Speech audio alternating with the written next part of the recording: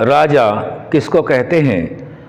व्यवहारिक ज्ञान में व्यवहार भानु ग्रंथ से लिया गया, जो देव ऋषि दयानंद ने मानव मात्र के कल्याण के लिए हम सभी को दे रखा है, उसमें आगे का यह प्रकरण है कि राजा किसको कहते हैं। राजा का उत्तर दे रहे हैं, किसको कहा जाए? जो विद्या, न्याय, जितेंद्रियता, शौर्य, धैर्य आदि गुणों से युक्त होकर अपने पुत्र के समान प्रजा के पालने में श्रेष्ठों को यथायोग्य रक्षा और दुष्टों को दंड देकर धर्म, अर्थ, काम और मोक्ष की प्राप्ति से युक्त होकर अपनी प्रजा को कराकर आनंदित रहता और सबको सुख से युक्त करता है, वह राजा कहता है। राजा अर्थात प्रजा का पिता। एक दृष्टि से देखें तो अपनी प्रजा का पिता तुल्य जो पालन पोषण रक्षण आदि कर्म करते हैं, वही राजा के अधिकारी बनते हैं, राज्य के अधिकारी बनते हैं।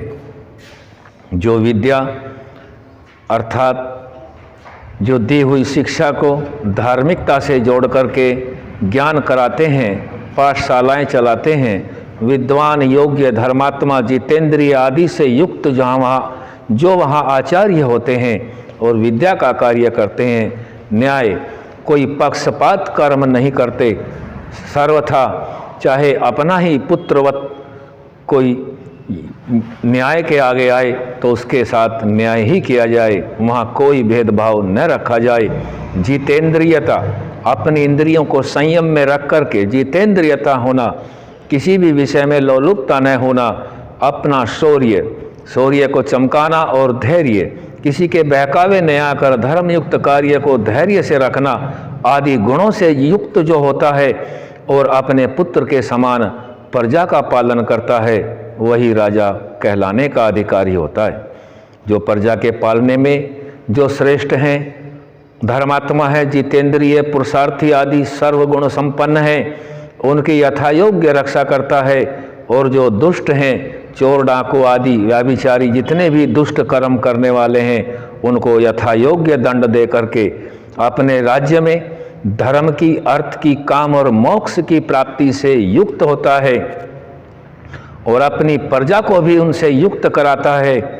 वह सदा आनंदित खुद भी रहता है और अपने प्रजा को भी आनंद में रखना चाहता है। प्रजा में किसी भी प्रकार का कोई कष्ट देखना नहीं चाहता और सबको इसी प्रकार जैसा स्वयं के लिए सुख प्रिय और दुख अप्रिय है, वैसा ही सर्वत्र अपनी प्रजा के हित में मान करके से इस सुख से युक्त जो कार्य करता है, वही राजा कहलाने का अधिकारी और वही राजा होता है। यह राजा के विषय में प्रश्न रखा। अगला विषय प्रजा के विषय में फिर रखेंगे। आज यहीं तक। ओम शम।